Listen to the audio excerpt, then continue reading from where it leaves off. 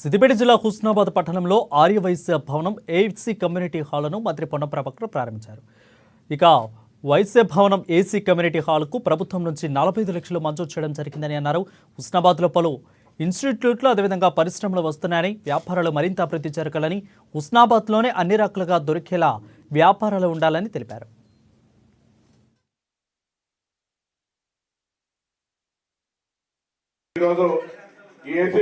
Function hall మీ సహకారము, అందులో నాది కూడా కొద్దిగా సహకారం, ఎందుకంటే నిర్మాణానికి ఎక్కువనే ఉండదు.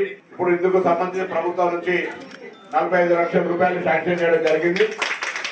మీరు కూడా కొంత యాడ్ చేసుకొని కొంచెం ఖర్చు ఎక్స్పెక్టేషన్ దాదాపుగా మీరు 45 లక్షల రూపాయలతోటి ఈరోజు ఈ కార్యక్రమం పూర్తి చేసుకున్న సందర్భంగా మీ అందరికీ అభినందనలు. భవిష్యత్తులో హుస్నాబాద్లో ఏ చిన్న కార్యక్రమం జరిగినా మరి ఇందులో మంచిగా కొంత రిలాక్స్ మోడ్లో ఈ ఫంక్షన్ జరుపుకునేటువంటి అవకాశం ఉంది. మీ అందరికీ కూడా ముందు నుంచి అనేక సేవా కార్యక్రమంలో పాల్గొనే వాళ్ళు మీరు ఈరోజు ఈ కార్యక్రమం జరుపుకున్నందుకు నాకు అభినందన తెలియజేస్తూ, తప్పకుండా మరి ఇంకా భవిష్యత్తులో హుస్నాబాద్ పట్టణ అభివృద్ధికి సంబంధించిన విషయం లోపల మీరంతా కూడా ఒక ప్రధాన భూమికను మిగతా కార్యక్రమాలన్నీ జరిగే కార్యక్రమాల్లో కూడా భాగస్వామ్యం ఉండాలి.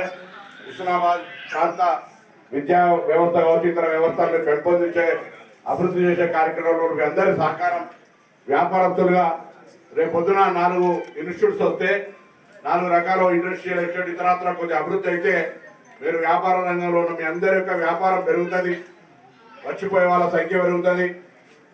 ఈ గ్రామాలకు ఈ చుట్టుపక్కల 4 జిల్లాలకు హుస్నాబాద్నే తెచ్చుకోవాలనే దిశగా అభివృద్ధి జరగాలి. వ్యాపార రంగంలో మీకు ఉండబడే ఇబ్బందులు ఏం లేకుండా అన్ని రకాల సమస్యలు పరిష్కరించే బాధ్యత మీ శాసనసభ్యుడిగా నాది.